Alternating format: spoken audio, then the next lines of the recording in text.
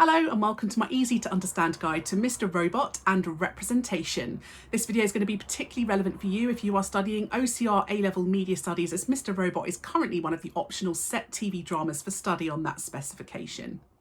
We'll start by having a look at Elliot because he is obviously the main character.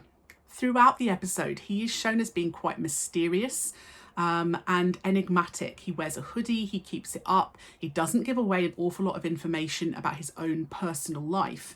His voiceover does directly address us as an audience, and that does position us to empathise with him as a character. It creates a little bit more of a personal connection with him.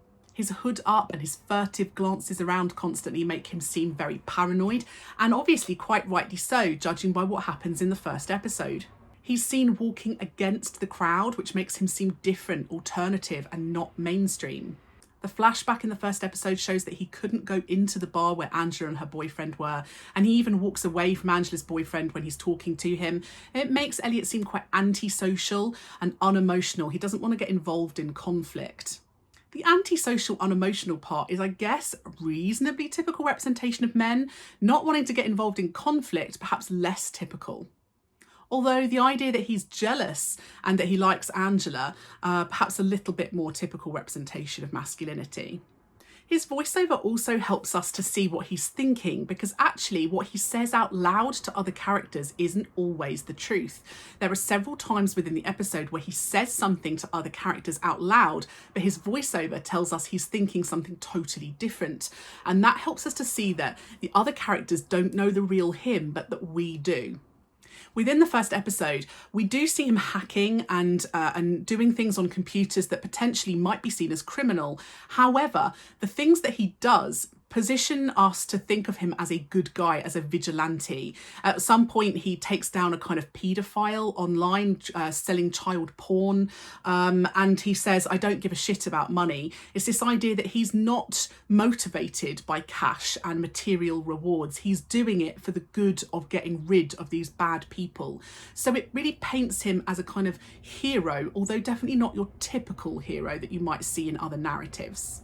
He makes very derogatory references to mainstream things like the Hunger Games and Black Friday sales.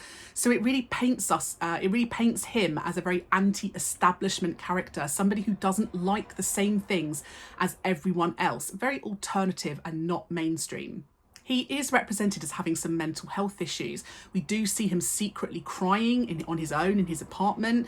There's parts where he's sort of babbling and talking to himself.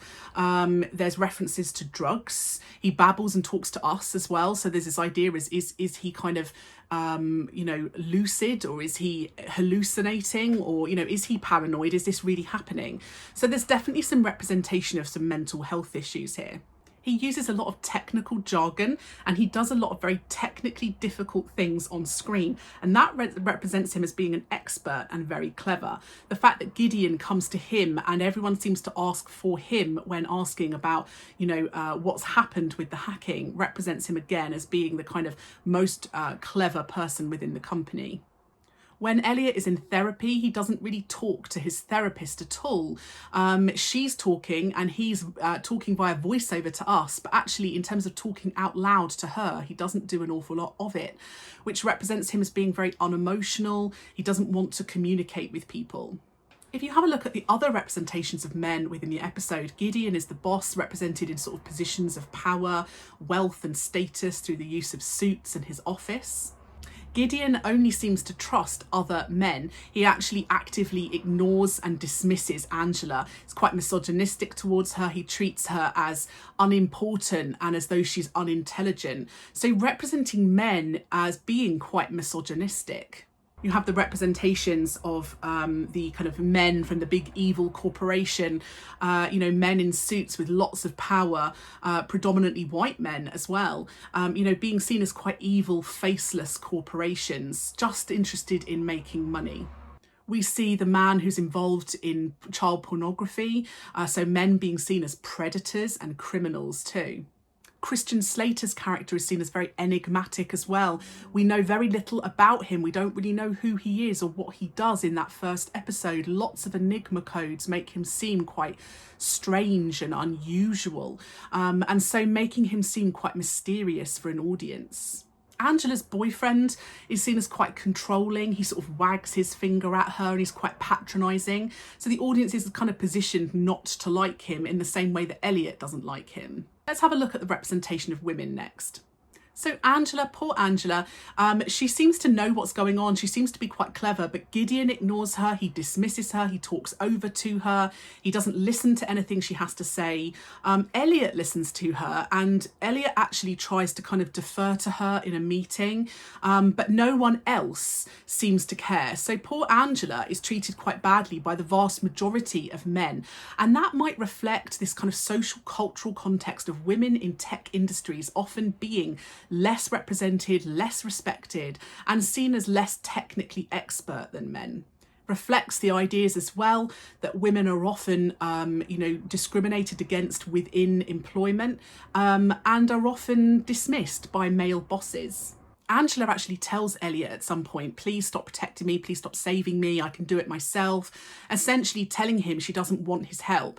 But he doesn't listen to her, and he tries to kind of step in and protect her anyway in the meetings. And I think that perhaps represents this idea that women often will say to men, actually I'm okay, and often men will ignore them. So, perhaps representing women's frustrations at men not listening to them.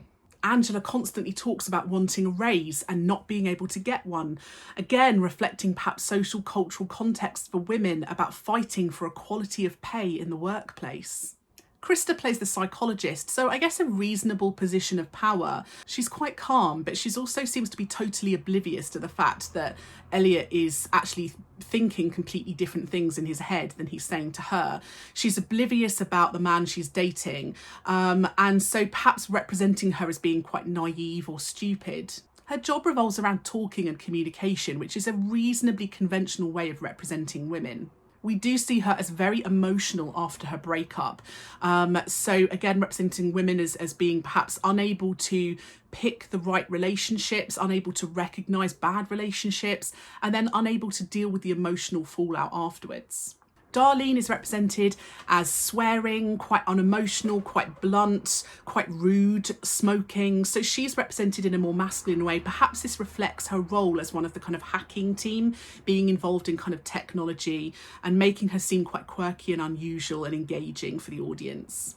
Shayla is seen basically naked in bed, so a sort of sexualized representation of a woman, but Elliot doesn't even look at her or pay attention to her. He's quite dismissive of her. So this idea that although she's sexualized, perhaps it's this idea that other men might sexualize her, but Elliot doesn't.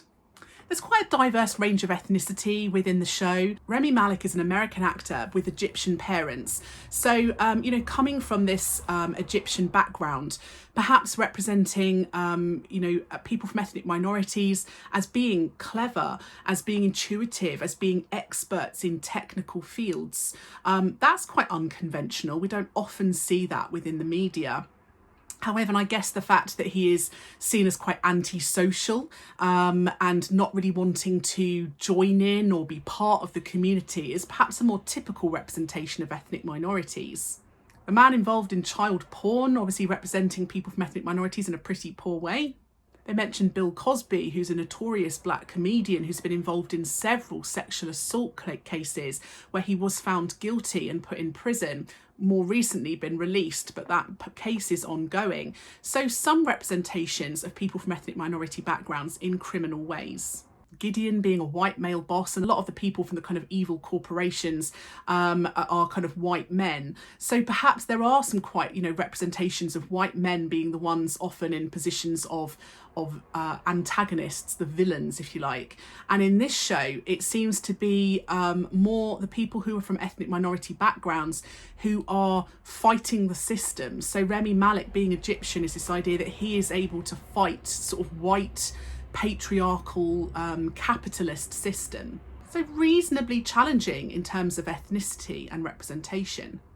In terms of representations of sexuality, we do see that other men sort of treat women as sort of sex objects occasionally throughout the series.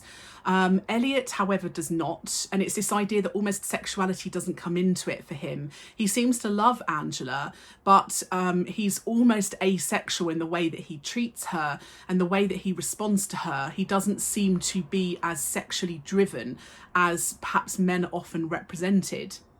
Gideon, as the boss, actually is a gay character, and that kind of storyline comes out later on within the series. And so perhaps representing a gay male character in a position of power at a tech company, less conventional. It's important to have a think about the representation of realism within the show. There's lots of ways in which they try and communicate this verisimilitude to an audience. So, for example, they've got quite a gritty visual look to the show. They're filming a lot in real locations in New York to try and make it feel as real as possible. They hired a lot of technical advisors from the FBI, ex-CIA agents, people who'd been involved in real hacking situations to try and make sure that the actual hacking scenarios were as realistic as possible.